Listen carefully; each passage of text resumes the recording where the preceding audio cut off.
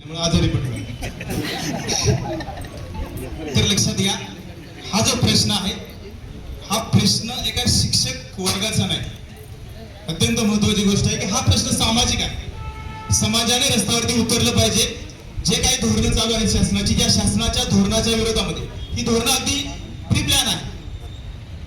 ज्या अगदी आपण लक्षात घेतलं की वर्षभराची कामं आहेत, ती वर्षभराची कामं एका महिन्यामध्ये सगळी होऊ शकतात. जे वारंवार माहिती मागवली जाते ती महिन्याभरामध्ये होऊ शकतात.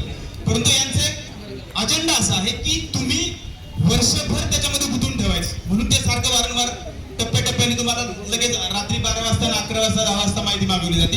हा प्लॅन आहे, हा अगदी 100% प्लॅन आहे. लक्षात घ्या, जो समाज शिक्षित नाही, जागृत नाही, त्यांना जे काही अंधश्रद्धे आणि याकडे ढकलण्याचं काम या एक अजेंडा आहे, एक मनोवादी अजेंडा आहे. ते आपण लक्षात घेतला पाहिजे की मुलांना मारायचंच नाही, हा अजेंड्याचा प्रकार आहे. मुलांना मारायचं नाही, शिक्षा करायची नाही किंवा हे करायचं नाही अशा पद्धतीचा जे काही शासन आदेश काढतं, जो काही आपण अगदी लहानपणापासून मागची पिढी आपली पिढी शिकली, अगदी आपल्या शिक्षकांनी मारले असेल, काही केलं असेल, परंतु हा एक अजेंड्याचा भाग आहे, हा अजेंडा आहे.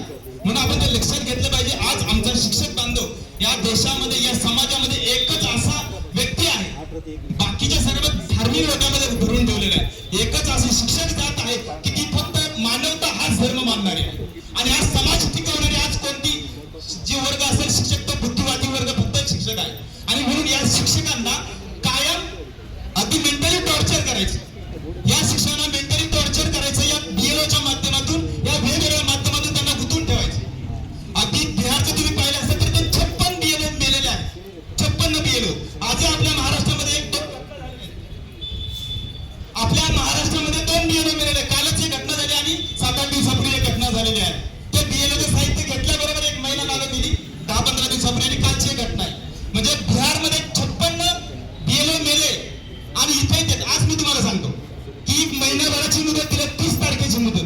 30 तारखेची मुदत. आधी तुम्ही कॅल्क्युलेशन करा की साधारणपणे 1000 ते 1200, 900 पासून 900 ते खाली नाहीच कोणताच वार्ड. एका वार्डामध्ये 900 ते 1200 मतदार आहेत आणि प्रत्येक मतदाराचे 2 फॉर्म भरायचे. 2 फॉर्म म्हणजे 1200 फॉर्म 2400 फॉर्म झाले. 2400 फॉर्म मधले आज 30 दिवसामध्ये, कालपर्यंत आज 9 तारीख आहे, 8 दिवस गेले, सगळे पावसातच गेलेले. पावसात फिरलं नाही, त्याचे काय डिस्ट्रीब्यूट केले सगळ्यांनी घरीच केलेलं आहे किंवा थोड्या प्रमाणात केलं असेल. आजपासून प्रत्येकाला 100 फॉर्म भरायचे. 100 फॉर्म तुम्ही कॅल्क्युलेशन करा, 100च्या वर आहे काहीतरी. 100 फॉर्म प्रत्येकाला भरावं लागतील. 100 फॉर्म होतील का याचा आपण विचार करावा. जे काही फक्त मोबाईलवरती मॅप आणि अनमॅप जे करताना तेव्हा 3 महिने लागले. 3 महिने, किती 3 महिने. आणि आजपासून या 22 दिवसामध्ये एवढं होणार आहे का? अजिबात शक्य नाही. आणि म्हणून